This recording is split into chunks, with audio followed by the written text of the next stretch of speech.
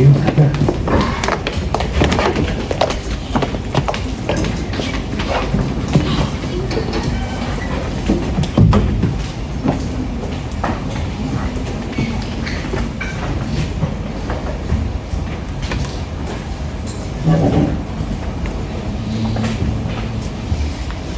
Good morning po sa inyong lahat.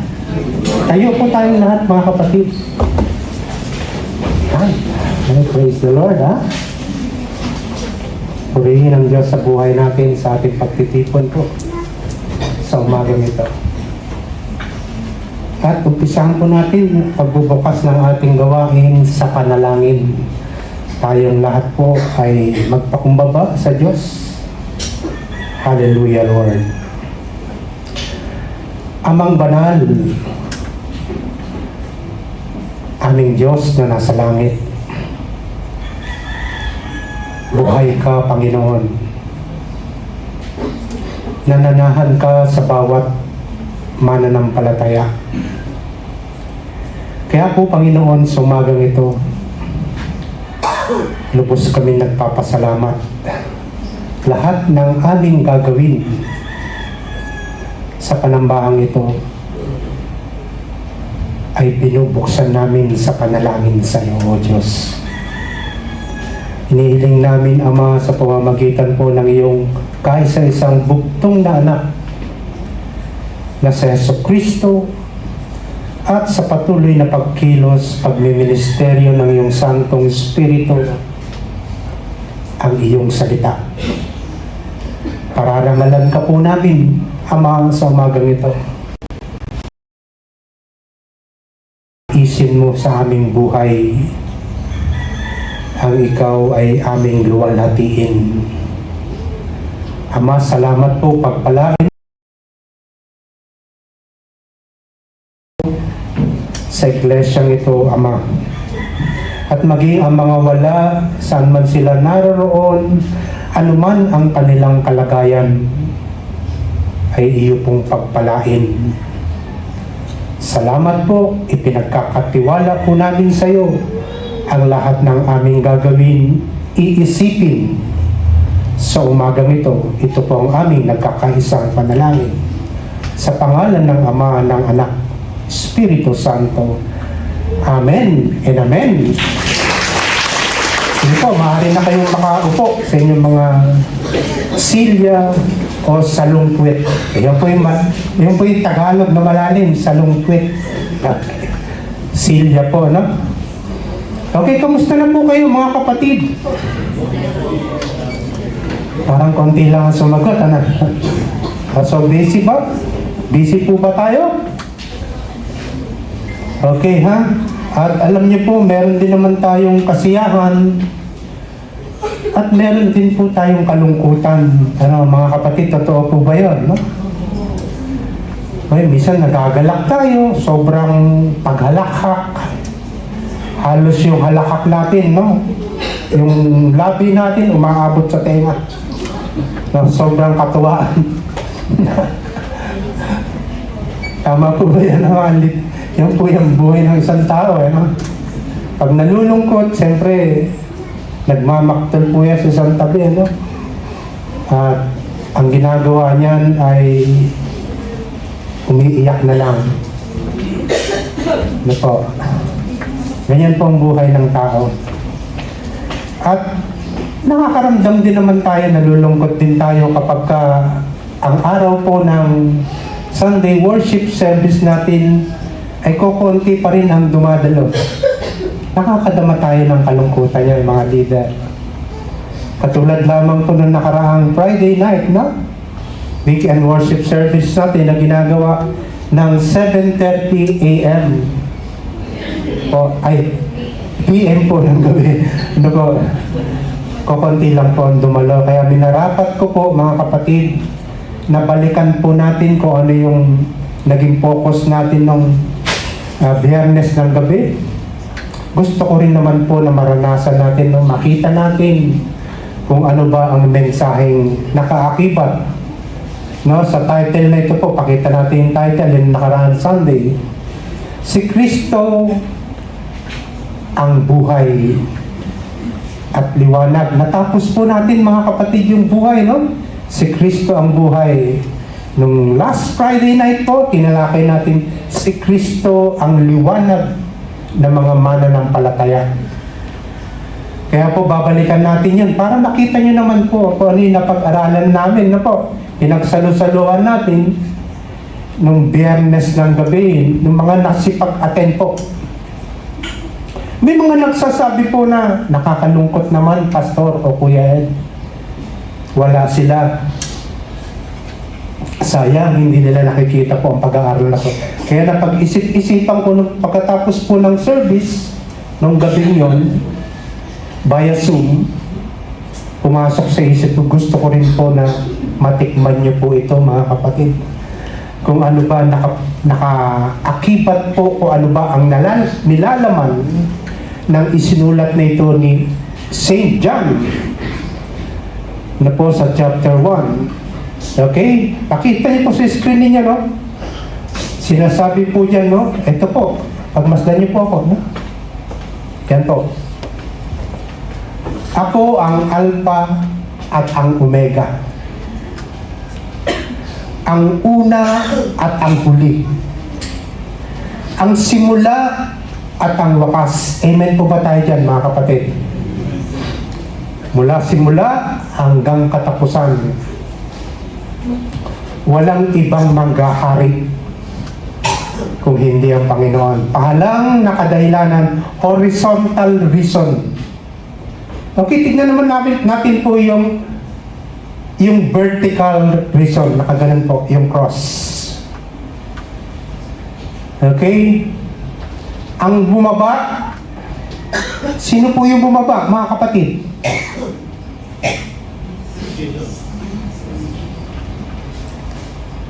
Okay? God the Father sent His Son. Sino po siya, mga kapatid? Jesus Christ. Ano po? Pero ipinakita po yan, no, sa katakuhan ni Mary na katulad din natin mga nanay na nagdadalang tao. Amen po ba, no? Ipinagbuntis niya po yan na katulad ng mga nanay na nagdadalang tao para makita ng kanyang bayan na ang Panginoong Hesukristo ay nagkatawang lupa. May balat. Pangalawa, layer, laman, at yung buto na katulad ng isang tao. Isinilarawan po yan, no, ni St. John. Siya ang bumaba at siya rin naman hanggang sa kalaliman ng lupa. At siya rin naman ang bumalik sa kanan panig ng Ama. Naluklok sa kanan panig ng Ama. Upang maghari sa sanlibutan, mga kapatid. Okay, the Father, the Son, and the Holy Spirit. Nasaan po ang Holy Spirit, mga kapatid? Ang salita ng Panginoon. Ang Biblia, the Father, the Son, and the Holy Spirit, ang nagmi-minister po sa atin, nangangaral sa atin, mga kapatid, ay ang salita ng Panginoon. Amen! Ang sarap naman, palakpakan ng Diyos. Okay, balik po tayo doon sa atin pong tatalakayan ngayon, no? Diyan po, no, sa number 2 na tayo. Si Jesucristo ang liwanag ng mga mananampalataya. Sa mga talata pong sumusunod, talatang 5, ating pong tunghayan ang salita ng Panginoon. Ang katunayan, ang Diyos ay liwanag. Walang anumang kadiliman sa Kanya. Pagpapasahin niyo po ang Biblia, no, sa Genesis chapter 1 verse 2. Walang hugis. Binanggit niya po doon, mga kapatid, ha? Walang hugis ang mundo.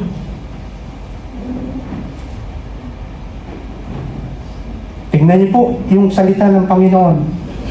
Ngunit Ang kapangyarihan ng Diyos ay bumabalot. Ang liwanag ng Diyos ay bumabalot sa sanlilikha. Pagmasdan niyo po, no? Kaya po, ang pagkaka-create ng mundo ay sa pamamagitan lamang ng salita ng Panginoon. Na makita ng Diyos, no?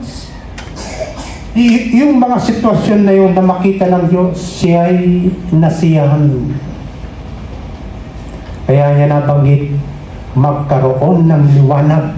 Bumabalot po ang kadiliman nun. Wala ni anumang hugis. Pero ang Espiritu ng Diyos kumikilos. Tingnan niyo po yung verse to ng Genesis chapter 1. Magkaroon ng liwanag. Spiritual po, ha? Kaya nauna po ang spiritual sa physical. Mas mahalaga sa Diyos ang spiritual na pangangailangan natin, mga kapatid. Kaya po, nakakalungkot din naman sa mga leader kapag ang mga kapatiran ay wala. Hindi natin sila maabot, kung anong sitwasyon ng buhay nila.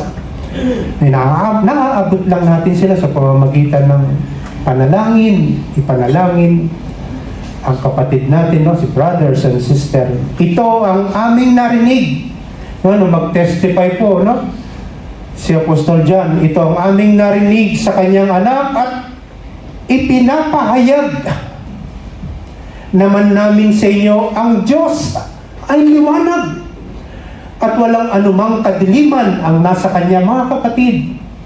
Kung ang salita ng Diyos, kung ang Panginoong Hesukristo ay tunay na tinanggap mo sa iyong buhay bilang Panginoon at tagapagligtas ng iyong buhay, kapatid, nagliliwanag ka sa kadiliman ng mundo ito. Makikita niyo po, no? Araw, gabi, nakikita niyo po yan. Pero madilim po ang mundo. Bakit? Balot ng katiwalian.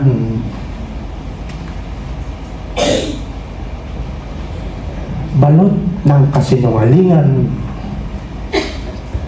Balot ng pagbabalat kayo. So salamat sa Diyos na po tayo po ay makakapag-ingat.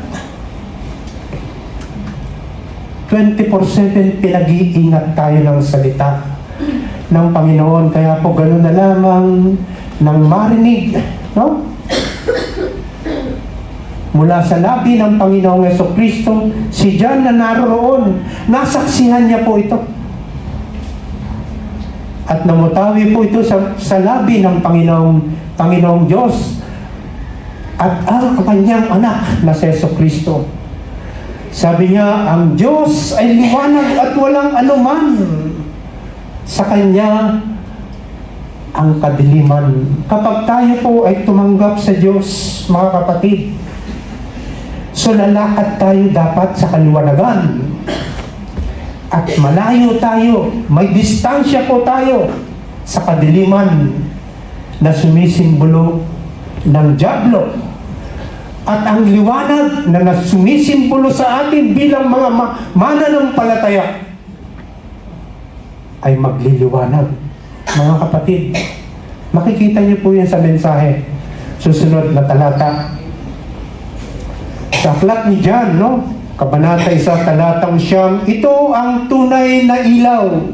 Pagmasdan niyo po, dumarating ito sa sanlibutan upang magbigay liwanag sa lahat ng tao.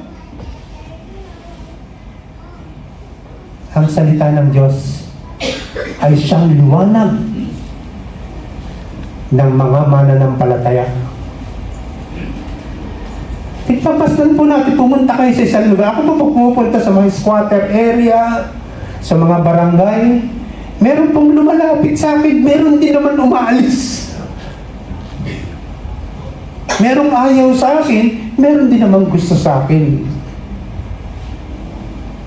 Ganun po ang nagiging nakikita ko po sa buhay natin. Ano? Ito ang tunay na ilaw, dumarating ito sa sanlibutan upang magbigay ng liwanag sa lahat ng tao. Next. Muling nagsalita si Jesus. Si Jesus po ito, ha? Nasaksihan po ito ng mga alagad. At pinatotohanan nila, no? Ibig sabihin, nagtetestify sila, ibinabahagi nila ito. Nakatulad natin sa oras na ito, ibinabahagi ng inyong Kuya Ed. Mga kapatid, pasa-pasa lang yan, no? Pag nakita niyo yung liwanag ng buhay natin, share the Word of God. Ibahagi natin ang salita ng buhay. Amen po ba, mga kapatid? Sabi niya po, muling nagsalita si Jesus sa mga tao. Sinabi niya, ako ang ilaw ng sanlibutan. Pero tingnan niyo po, no, yung letter B po. Ang sumusunod sa akin ay magkakaroon ng ilaw sa kanyang buhay at di nalalakad sa kadiliman. Tingnan niyo po, mga kapatid, magkakaroon lang ng liwanag ay isang tao kung sinusunod niya ang salita ng Panginoon. Sinusunod niya ang batas, kautusan at tuntunin ng Panginoon, mga kapatid, ang Torah. Sapagkat ito po'y Hudyong pananampalataya. Hudyo po, si Jesus po ay lehitimong Hudyo. Amen po ba? Siya ang may akda o author ng salita ng Panginoon. Siya po'y Hudyo. Kung ano ang batas, kung ano ang kautusan at tuntunin ng mga Hudyo nung kapanahonan nila hanggang sa panahon natin, dapat natin sundin at isabuhay po ang mga kautusan ng Diyos. Huwag kang magsisinungaling. Pakasimple po yan, no? Huwag kang magsisinungaling. Yan po'y kautusan ng Diyos. Muli nagsalita si Jesus sa mga tao, sinabi niya, ako ang ilaw ng sanlibutan. Ang sumusunod sa akin ay magkakaroon ng ilaw at sa kanyang buhay ay di nalalakad sa kadiliman. Okay, tingnan niyo po, no? May role ang Diyos, may role ang tao. Gusto mo magliwanag ka? Sundin mo ang salita ng Diyos. Amen po ba? Maliwanag po ba? Opo. Hindi pwedeng pare-pares tayong Kristiyano, lumalakad tayo, no? Pero hindi natin alam eh. Kasi kung may personal tayong relasyon sa Panginoon. Amen?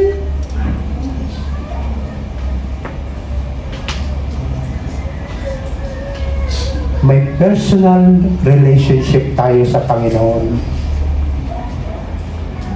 Tingnan niyo po, no? Sabi niya, ang sumusunod sa akin ay magkakaroon ng ilaw sa kanyang buhay at di nalalakad sa kadiliman, no? Kapag ka nasa sa iyo ang salita ng Diyos, mga kapatid, tignan niyo po ang instruction ng salita ng Diyos. Hindi ka na dapat lumalakad sa kadiliman. Amen? Tingnan niyo po, kaya nakakapanginayang naman kung yung umattend lang nung Friday ang makakarinig. Ginagawan po natin lahat yan ng solusyon. Ginagawa namin ng pamamaraan para marinig natin ang salita ng Panginoon. Next. Okay, tignan niyo po, sino yung pinipinpoint dito, ha? Ako ba? Ikaw? Tayong lahat? Ang pinupunto ng Diyos, ng salita ng Diyos. Kayo ang ilaw ng sanlibutan. Sino po yung sinasabi? Sino po? Ang hina. Amen. Tayo po, no? Ako, ikaw, tayong lahat.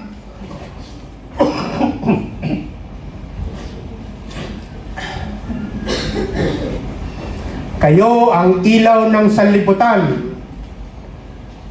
Ang isang lunsod. Okay, ha? Na nakatayo sa ibabaw ng burol ay hindi maitatago. Kapatid, pakiano nga dito yung table, candle, at saka yung pangsindi. Pakitulungan lang po. Kapatid yun, yung table na yan. Para mas maliwanag, ano? At tayo magkakasundo-sundo. Kaya na lang yun, brother. Albo ka, tapos Ate Darla, mo ito. Kumatangkad ka, Ate Darla, naantag ka dyan. Buti na lang yan. Okay, ha? Itignan niyo po yung scripture, ha? Pati po yung literal na kandila, no? Okay, nakikita niyo po ba yan, no? Okay. Sige po, sindihan niyo po yan. Pwede niyo pong kunan ng picture, ha? Malaya po kayo, no? Okay. Ayan po, ha? Ate, yung lighter, iwan mo dito. Kasi mamamatay yan sigurado.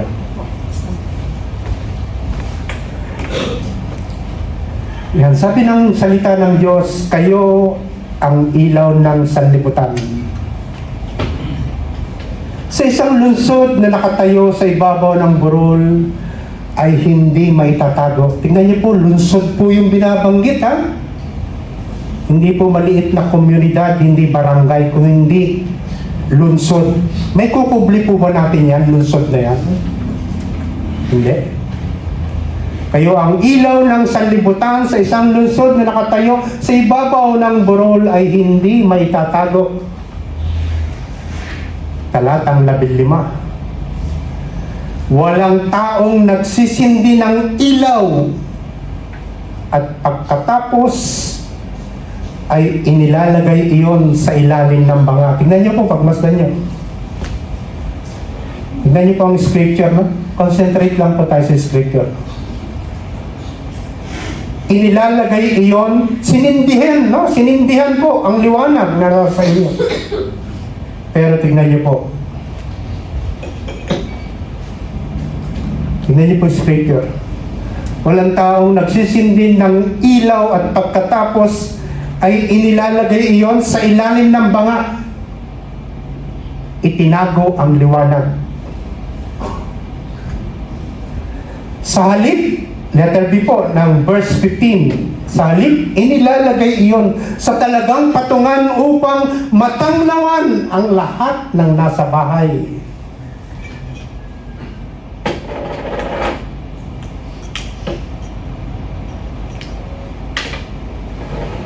Dapat po, mga kapatid, inilalagay nyo kung anong liwanag ang nasa ating lahat. Kasama po ako dyan. Dapat inilalagay natin sa tamang patungan upang matanglawan ng salita ng Panginoon ang inyong mga tahanan, ang inyong komunidad, ang lalawigan ng Bacoor. Saan po ang tama? Eh nasa atin po, nasa akin, nasa iyo, nasa ating lahat ang liwanag ng salita ng Panginoon. Dapat po ito'y nagliliwanag. Hindi po ito ikinukubli. No? Tingnan niyo po, pagmasdan natin, ilagay natin yung ating sarili. Hindi tayo dapat nagkukubli. Hindi tayo nagtatago. Ipinapakilala natin ang liwanag sa pagkatao ng ating Panginoong Jesucristo. Ang salita ng Panginoon. Amen po ba, mga kapatid? Amen. Sige po, palakpakan natin ang ating Diyos. Liwanag na makikita sa ating iba't ibang gawa. iba't ibang gawain ng Diyos sa buhay natin. Ano po, katulad ngayon po, no? Magkakaroon tayo ng celebration po, no? Darating po yung kultura natin na dati ay ang Pasko. Pero wala naman talagang Pasko. May isinilang po na tagapagligtas. At ang pagpapalit ng taon, bagong taon, ano po, makikihalubilo tayo, no, sa maraming kaluluwa. Ihayag po natin, mga kapatid, ihayag natin ang liwanag na nasa atin. Amen? Ihayag po natin, no? Alam nyo, ang madali naman pong hingan ng tulong ang Diyos. Sabihin lang natin na, Lord, tulungan mo ko na makapag-share ng iyong buhay, mabisa at makatotohanan ng salita. Tulungan mo lang ako. At yan po ay marinig ng Diyos. Dinig na dinig ng Diyos na buhay yan. Papatayin ko na po, no? Okay, tuloy tayo, no? Gayon din naman, dapat ninyong paliwanagin ang inyong ilaw. Personal, ha? Personal po yan. Gayon din naman, dapat ninyong paliwanagin ang inyong ilaw sa harap ng mga tao upang makita nila ang inyong mabubuting gawa at papurihan ang inyong Ama na nasa langit. Tingnan niyo po, naluluwalhati ang Diyos eh. Nagagalak ang Diyos kapag ang salita ng Diyos na nasa puso at isipan ng mananampalataya. At ito ay ibinabahagi na wala akong gold eh. No, meron pong nangangaroling. No? Alam mo, wala akong pera, wala akong gold, wala akong silver na maibibigay sa iyo. Pero meron akong pwedeng ibigay sa iyo.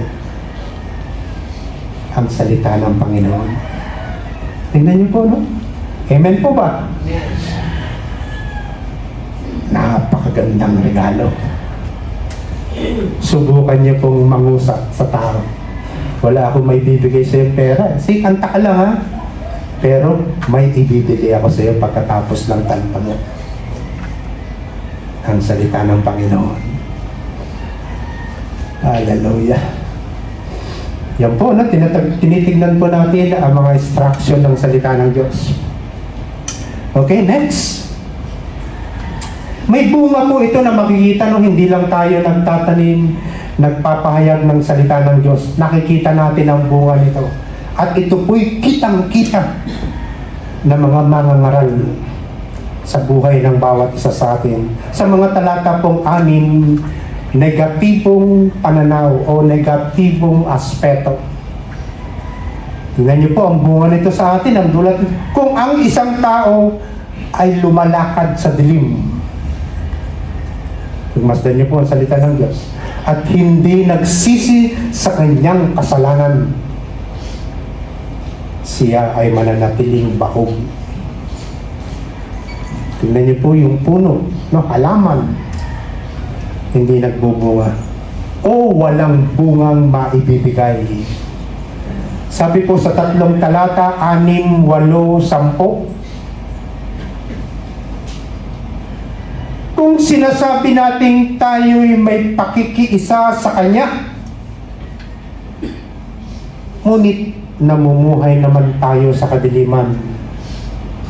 Sabi ni John po, no? Kung nakipagkaisa daw po tayo sa Diyos, yung relasyon natin sa Diyos, binabanggit po dyan, no?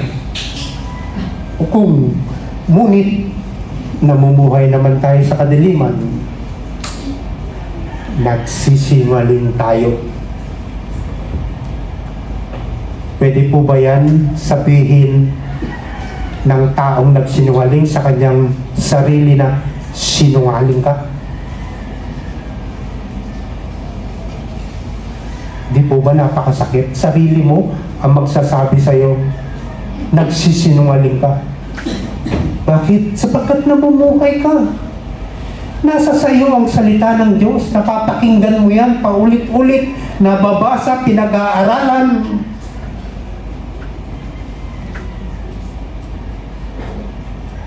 Sasabihan ka ng sarili mo, nagsisinungaling ka. Bakit?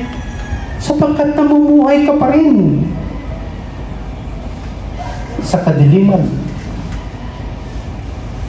Ulitin ko lamang po, no? Kung sinasabi natin tayo may pakikiisa sa Kanya, ngunit namumuhay naman tayo sa kadiliman, nagsisinungaling tayo at hindi namumuhay ayon sa katotohanan. Nalulungkot din po yung ating sarili. Kaya po kailangan paglalabanan natin yan, ha?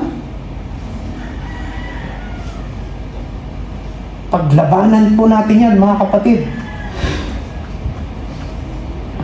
Sapagkat tayo namumuhay sa laman, mahina ang laman. Ngunit ang Espiritu ng Diyos, ang salita ng Diyos ay malakas na siyang tumutulong sa atin para tayo makapamuhay sa katotohanan. Next. Kung sinasabi natin tayo'y walang kasalanan, okay, ha? Church, wala po ba tayo nagagawang kasalanan?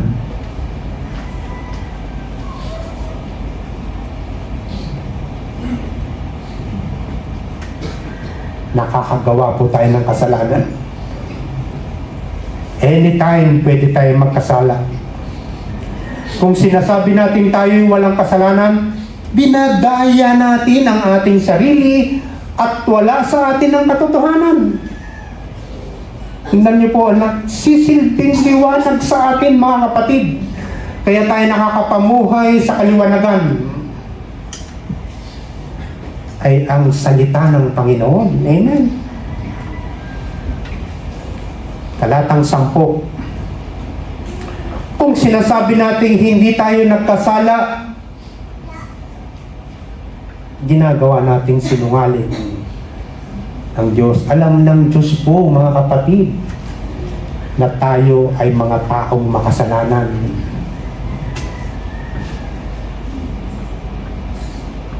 Kahit anong oras, pwede tayong magkasala. Pero titignan po natin kung sino po yung kumikilos, ha? Hindi sa sarili nating kaparaanan ang pagkilos ng Diyos. Tatlo pa rin po silang pinagtutulong-tulungan ka. Ako, ikaw, tayong lahat pinagtutulong-tulungan ng tatlong persona, the Father, the Son, and the Holy Spirit.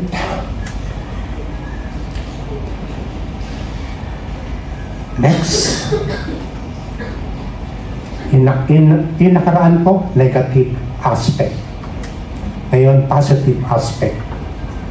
Kung tayo ay lumalakad sa liwanag at nagsisi sa iyong kasalanan, tayo'y nalilinis ng salita at nagbubunga. Tignan niyo po ang pagkilos po ng salita ng Diyos. No? Ang salita ng Diyos, ang lumilinis sa atin, ang salita, ang Biblia, the Word of God, ang siya pong lumilinis sa atin. So tuwing maririnig natin ang salita ng Diyos, nililinis tayo ng Diyos. Amen. O, purihin ang salita ng Panginoon. Verse 7. Ngunit kung namumuhay tayo sa liwanag, gaya niya na nasa liwanag, tayo'y nagkakaisa at ang lahat ng ating kasalanan ay nililinis ng dugo ni Jesus na kanyang anak. Hallelujah. Napakabuti po ng salita ng Diyos. Hindi natin kayang linisin sa sarili nating lakas. Hindi po natin kayang linisin ang ating pagkatao. Ngunit sa tuwing maririnig natin, no, ang salita ng Panginoon, siya yung nagtuturo, nagmi-minister ang salita ng Diyos sa ating pagkatao, mga kapatid. Subalit kung ipinapahayag natin ang ating mga kasalanan, ano po ang pangako ng salita ng Diyos? Patatawarin tayo ng Diyos sa mga ito. At lilinisin tayo sa lahat ng ating kasalanan sapagkat ang ating Diyos ay tapat, matuwid. Tingnan niyo po, no? Yung spirit po ng salita ng Diyos, ipinamamahagi niya sa mga mananampalataya. Amen? Opo, gusto niya maging parte tayo ng buhay niya.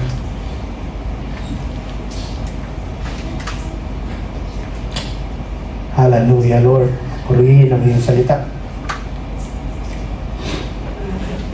Tingnan niyo po yung puno po ha. Tingnan niyo po yung buhay natin. Ikinumpara po sa puno. Ang Panginoong Jesus, gumamit siya ng mga illustration, ng mga halimbawa para maipicture niya lang ang kanyang salita. Sabi po ni Jesus, ako ang puno, ako ang tunay na puno ng ubas. At ang aking ama ang tagapag-alaga. Tingnan niyo po ha, napakasipag po ng tatlong persona ng Diyos. Tingnan niyo po yung salita ng Diyos. The Son, the Father, tingnan niyo po. Tatlo na kagad sila po eh. Tingnan niyo. The Father, the Son, Jesus Christ, ang amang nasa langit, and the Word of God. Sabi niya, ako ang tunay na puno ng ubas. At ang aking ama ang tagapag-alaga. Tingnan niyo po, napakabuti ng Diyos. Amen. Siya ang nag-aalaga sa atin. Verse 2. Inaalis niya ang bawat sangang hindi nagbubunga. Tingnan niyo po ang ama. Saan ko makakita ng amang banal? Diyos na makapangyarihan sa lahat. Farmer po siya. Magbubukid. Inaalis niya ang bawat sangang hindi nagbubunga at kanya namang pinuputulan at nililinis ang bawat sangang nagbubunga upang magbunga pa ng lalong sakana. Ay, pambira, no? Yung tagapaglinis, ang ama. Parang titignan niyo po, no? Hardinero siya, no? Farmer siya.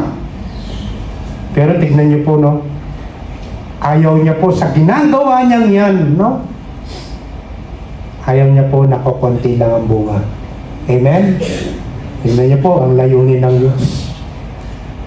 Nililinis ang bawat sangang nagbubunga na po ha, upang magbunga pa ng lalong sagana. Gusto niya hitik. Mga kapatid, ang bunga ng mga Kristiyano. Amen? Gusto niya po hitik. Hindi isang piraso, dalawa, tatlo, apat. Hindi. Gusto niya po sagana na nagbubunga ang bawat mananampalataya. Okay, tignan niyo po kung sino po yung naglilinis sa atin. Sa panahong ito, mga kapatid, hindi niyo makikita ang Diyos Ama. Ang Diyos Anak ay hindi po natin makikita. Pero sa pamamagitan ng salita ng Diyos, nakikita niyo po ang ginagampanan ng salita ng Diyos. Nalinis na kayo sa pamamagitan ng salitang, tignan niyo po ha, sinabi ko sa inyo. To the Word of God. Pansinin niyo po maigi, mga kapatid. Nalinis na kayo sa pamamagitan ng salitang sinabi ko sa inyo. Ang salita ng Panginoon. The Father, the Son, and the Holy Spirit. Ang Holy Spirit po na tinatawag ay ang banal na kasulatan. Amen? Sige po, palakpakan natin. Okay, hindi po sila nagkakalayo. Nagtutulong-tulong sila upang ang lahat ng kaluluwa, lahat ng mananampalataya ay mai-present ng anak sa kanyang ama nang walang bahid dungis. Amen. Pinagpala po tayo, wala pa yung okasyon na darating, yung tinatawag na Christmas, ng mga pagano, yan po yung naging na-adapt natin yan, Okay. Instruction ng Diyos. Manatili kayo sa akin. Tingnan niyo po ang Diyos. Sinasabi ng salita ng Diyos. Manatili kayo sa akin. Ano po ang sukli ng Diyos? Mananatili din ako sa inyo.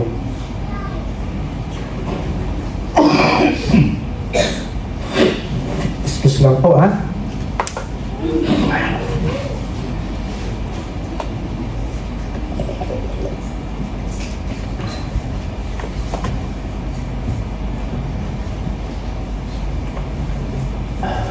Praise the Lord. Manatili kayo sa akin at mananatili ako sa inyo. Hindi natin pwede pong baliktarin, mga kapatid. Hindi po natin pwedeng bawasan, dagdagan ang salita ng Panginoon. Tingnan niyo po. Manatili kayo sa akin at mananatili ako sa inyo. Hindi konsedidor po ang Diyos, Tinitignan niya sa isang mananampalataya. Ikaw ba talaga ay nananatili sa akin? Tingnan niyo po ang Diyos. Tuturuan tayo ng salita ng Diyos. Hindi magbubunga ang sangang hindi nananatili sa puno. Tingnan niyo po, puno. Sanga. Tama po ba? Vine and the branches. Sabi niya, hindi magbubunga ang sangang hindi nananatili sa puno. Gayun din naman, hindi kayo magbubunga kung hindi kayo mananatili sa akin. Mga kapatid, kaya po natin hayaan ang ating mga sarili na ang salita ng Diyos ay nasa ating puso, nasa ating kaisipan.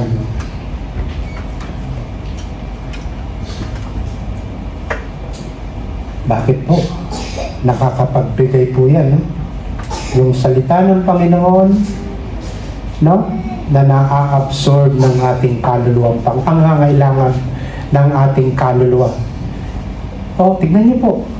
Bumubulwak po yan sa labi ng isang mananampalataya na nanatili sa presensya ng Diyos.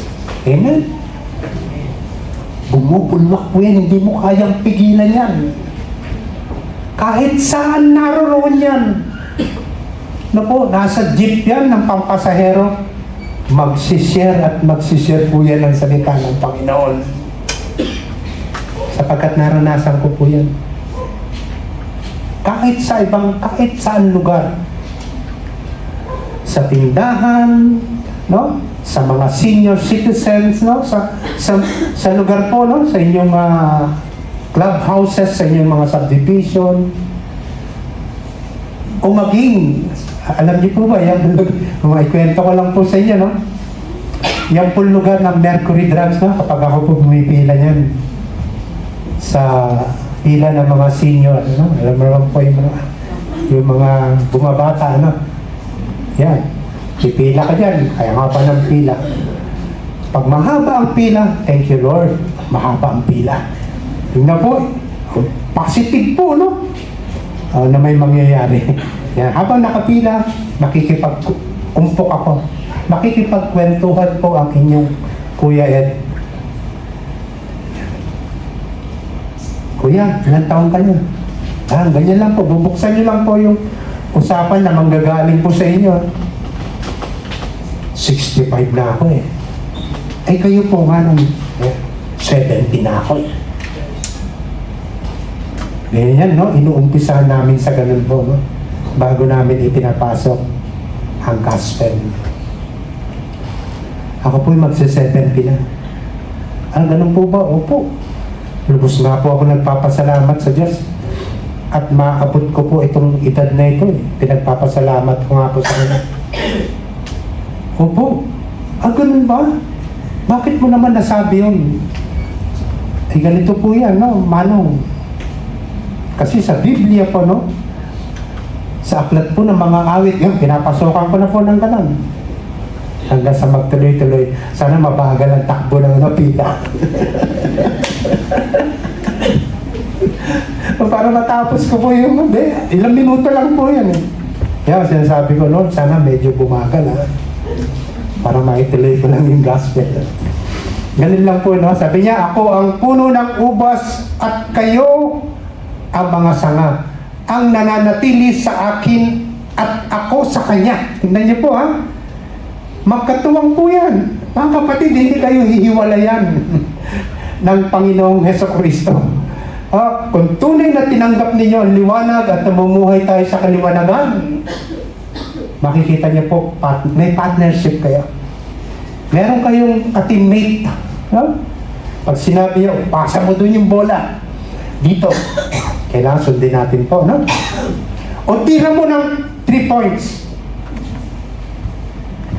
Itinira mo anong gagawin ng Diyos? Hahayaan niya bang masayang yung iyong 3 points? Siyempre, hindi. Gusto niya maibuslo, no? Yung 3 points. Sabi niya dyan, ang nananatili sa akin at ako sa kanya ang siyang nagbubunga ng sagana sapagkat wala kayong magagawa kung kayo hihiwalay sa akin. Mga kapatid, no? Lagi po natin aalalahanin ng Diyos na buhay sa ating buhay, mga kapatid. Okay, next. Sa Diyos ang lahat ng papuri. Pero meron pa pong kasunod, hindi pa po tapos yung time po, no? Okay, pupuntahan po natin, no? Salamat sa inyong matyagang pakikinig sa unang aklat ni Juan, Kabanata 1. Pupunta tayo sa Kabanata 2. Okay, Si Kristo ang tagapamagitan. Tingnan niyo po kung gaano kabuti ang Diyos sa buhay natin. Si Kristo ang tagapamagitan. Pag tinitingnan niyo po, pambihira, spoiled po ba tayo sa Panginoon? May tagapamagitan pa tayo, no? May magsisilbi tayong tagapagtanggol. Amen? Para bagang tapos siya ng abugasya. Pag binabasa ko nga ito pambihira, tapos pala ng law. Ang Panginoong Hesukristo, siya po'y nag-abugasya. Okay, tignan po natin, babasahin natin, no? Ilang mga talata po ba ito? Okay. 29 na mga talata. Basahin po natin, At pag nilay-nilayan na po natin, no? Mga anak, isinusulat ko ito sa inyo upang huwag kayong magkasala. Tingnan niyo po ang salita ng Diyos. Gusto ng Diyos na manatili tayong walang kasalanan. Amen? Binabanggit niyo na naman po ang pagkakasala na maaari natin makumit sa isip, sa salita, at maging sa ating mga gawa. Mga anak, sinusulat ko ito sa inyo upang huwag kayong magkasala. Ngunit kung magkasala ang sino man, may tagapagtanggol kayo sa Ama. Sino siya? Si Hesukristo ang matuwid. Talatang 2. Tuloy-tuloy lang po tayo, sister. Si Kristo ang handog sa ikapagpapatawad ng mga kasalanan, hindi lamang ang ating mga kasalanan, kung hindi maging mga kasalanan ng lahat ng tao. Hindi lang ang iyong kasalanan, kasalanan ko, kasalanan natin lahat, kung hindi kasalanan ng lahat ng tao. Lahat ng tatlo. Nakakatiyak tayong nakikilala natin ang Diyos kung sinusunod natin ang kanyang mga utos. Amen? Ganyan po, no? Tiyak na tiyak ka sa iyong sarili. Nakakilala mo ang Diyos kung sinusunod mo ang lahat ng kautusan ng Diyos. Talatang 4, ang nagsasabing nakikilala ko siya, ngunit hindi naman sumusunod sa kanyang mga utos, ay sinungaling. At wala sa kanya ang katotohanan. 5, ngunit ang tumutupad sa salita ng Diyos ay umiibig ng wagas sa Diyos. Tignan niyo po, no? Tignan niyo po. Maliwanag naman po, no? Napaka-practical po, no, ng hatid ng salita ng Diyos, no? Mula sa Kabanata 2 po. Ngunit ang tumutupad sa salita ng Diyos at umiibig ng wagas sa Diyos. Sa ganito, nalalaman natin na tayo talagang nasa Kanya. Hindi pwede ayaw ng Diyos nung sabihin mo lang na mahal kita, Panginoon. Iniibig kita, Panginoon. No. Hindi mo mapapaniwala ang Diyos sa pamamagitan ng salita lamang. Gusto niyang makita sa iyong pamumuhay. Hallelujah. Talatang 6,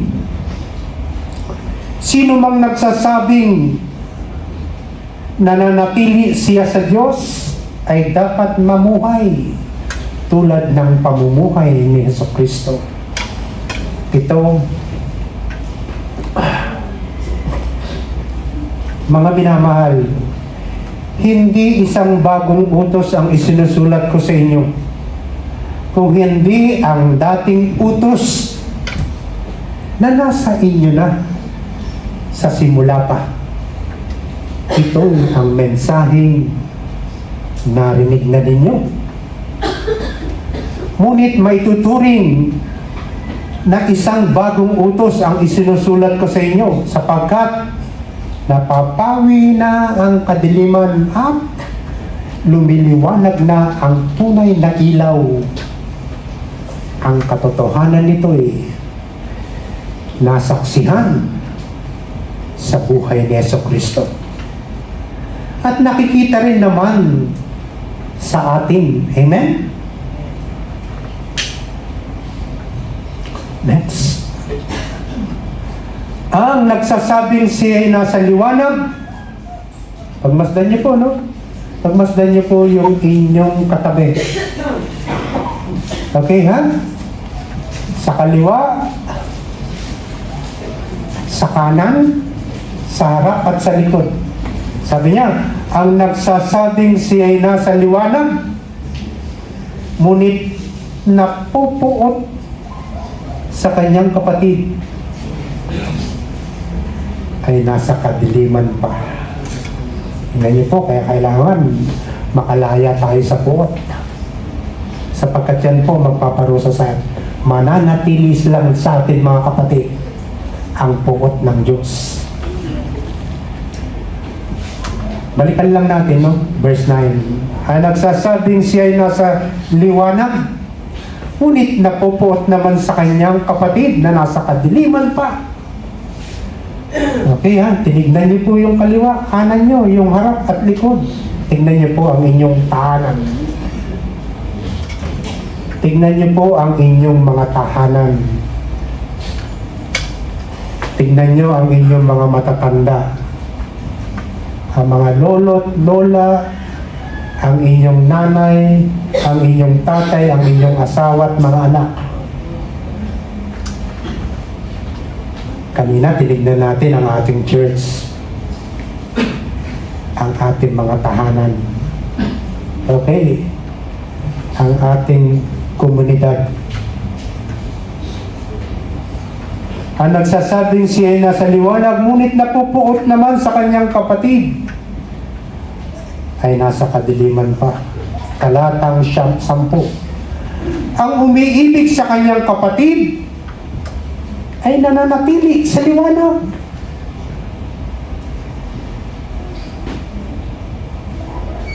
At hindi siya magiging sanhi ng pagkakasala ng iba. Talatang 11. Ngunit ang napupuot sa kanyang kapatid ay nasa kadiliman pa. Inulit niyo lang po yung verse 9 and 11, no? Pagmasdan niyo po yung binabasa natin, no? Para napag-aaralan natin. Lumalakad siya sa kadiliman at hindi niya nalalaman ang kanyang patutungo. At hindi niya nalalaman ang kanyang pupuntahan sapagkat binulag siya ng kadiliman. Tingnan niyo po ang kadiliman, no? Tingnan niyo po ang dyablo, kapatid sa inyong buhay. Mambubulag po yan.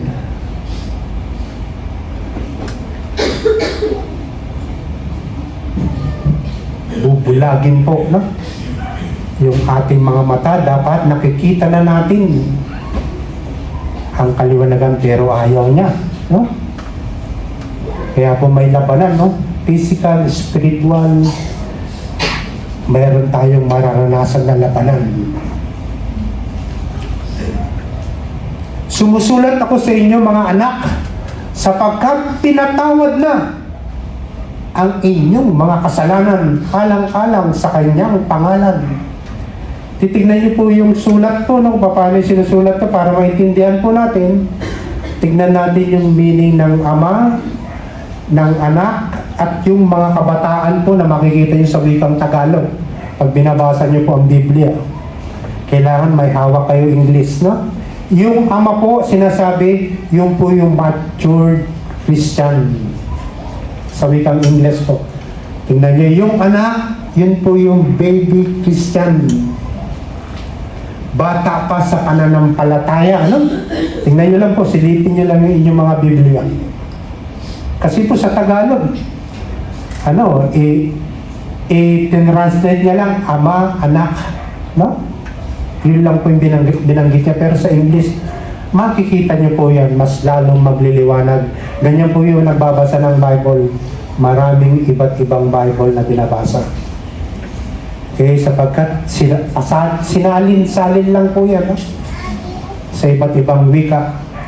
Sumusulat ako sa inyo, mga anak, sapagkat pinatawad na ang inyong mga kasalanan alang-alang sa kanyang pangalan. Talatang 13. Sumusulat ako sa inyo, mga ama. Ayan po yun, binabanggit niya, no? Sa English, makikita niyo po, no? Matured Christian. Okay? Magulang na sa salita ng Diyos. Sino po yung mga magulang na sa salita ng Diyos? Parang ako lang nagtaas ang kamay, no? Okay, mga matatagal na pong Kristiyano, no? Dapat ibinabahagi na po yung kaalaman ng salita ng Diyos na ibinigay sa Kanya. Amen? Okay, sumusulat ako sa inyo, mga ama, sapagkat kilala ninyo siya. Nasa simula pa'y siya na. Sumusulat ako sa inyo, mga kabataan, sapagkat napagtagumpayan na ninyo ang masama. Mga kabataan, sino po ba yung mga kabataan? Talagang ayaw magtakas. Ako lang ang mukhang bata. Tingnan niyo po, mensahe, ha? Tingnan niyo po. Sumusulat ako sa inyo, mga kabataan, sapagkat na-overcome nyo. Napagtagumpayan na ninyo ang masama. Amen? Mga kabataan, ha? Verse 14. Sumusulat ako sa inyo, mga anak, sapagkat kilala ninyo ang Ama. Sumusulat ako sa inyo, mga ama, sapagkat kilala ninyo siya. Nasa simula pa ay siya na. Sumusulat ako sa inyo, mga kabataan, sapagkat malalakas kayo. nananatili sa inyo ang salita ng Diyos at napagtagumpayan na ninyo ang masama. Susunod na talata, 15. Huwag ninyong ibigin ang sanlibutan o ang mga bagay na nasa sanlibutan. Ang umiibig sa sanlibutan ay hindi umiibig sa Ama. Talatang 16, ang lahat ng nasa sanlibutan. Pagbasta niyo po ang sanlibutan. Ang lahat na nasa sanlibutan. Una, ang pagnanasa ng laman. Pangalawa, ang pagnanasa ng mga mata. At ang pagmamalaki sa buhay nito ay hindi nagmumula sa Ama. Saan siya nagmula? Kung hindi sa sanlibutan. Tatlo po yung sinasabi doon. Ano po yung una? Lust of the flesh. Yung gustong-gusto ng laman natin. Lust of the eye. Nakikita ng ating mga mata. And the pride of life. Pagmamalaki natin sa mundong ito.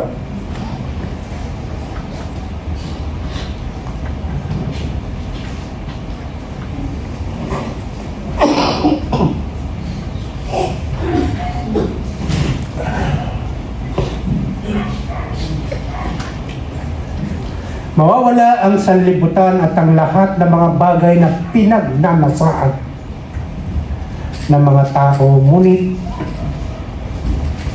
ang mga sumusunod sa kalooban ng Diyos ay mabubuhay magpakailanman. Gusto ng Diyos na ang maghari sa atin, sa ating buhay bilang mga mananampalataya, walang iba kung hindi ang salita ng Diyos. Ayaw niya na pagharian tayo ng mundo. Kaya binanggit niya po yung tatlong pinagnanasaan ng tao. Talatang 18, mga anak, ito na ang huling panahon ng inyong marinig, ng inyong narinig, darating ang kaaway ni Kristo. Ngayon nga'y marami nang lumilitaw na mga kaaway ni Kristo, kaya't alam natin malapit na po ang wakas. Tingnan niyo po yung scripture. Nariyan na po, no? Yung mga false prophet, false teacher, talaga pong malapit na. So, kailangan nakakapaghanda tayo. Ano po? Kailangan handang-handa tayo, no? Ang instruction nga po ng Diyos, mamuhay kayo sa kabanalan. Alam niyo po ba yung namumuhay sa kabanalan? Number 1, ulitin ko lang po, lumalayo sa anumang kasamaan.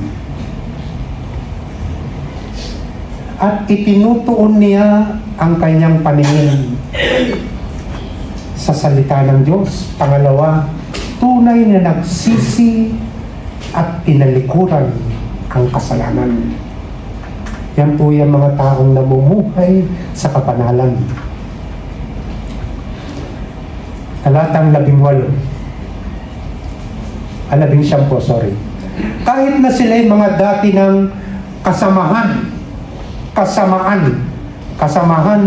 ang mga taong iyon ay hindi natin tunay na kasama. Tingnan niyo po, ha? Ito po'y kasama ninyo, ha? Yung mga tumatayong false teacher, false prophet.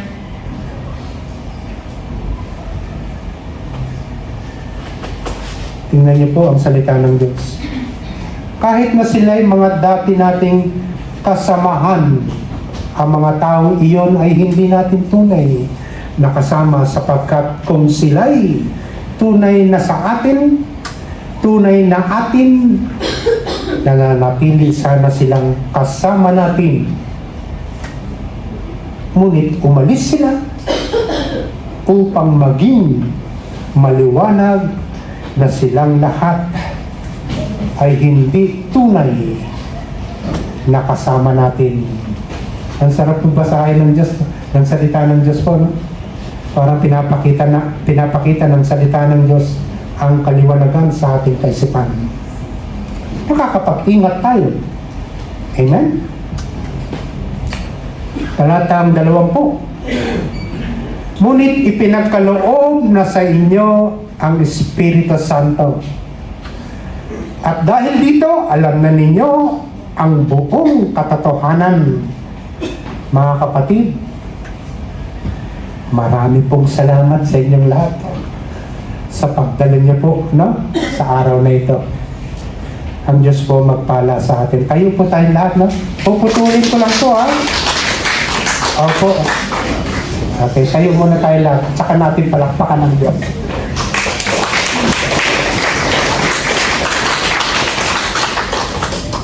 Okay, ha?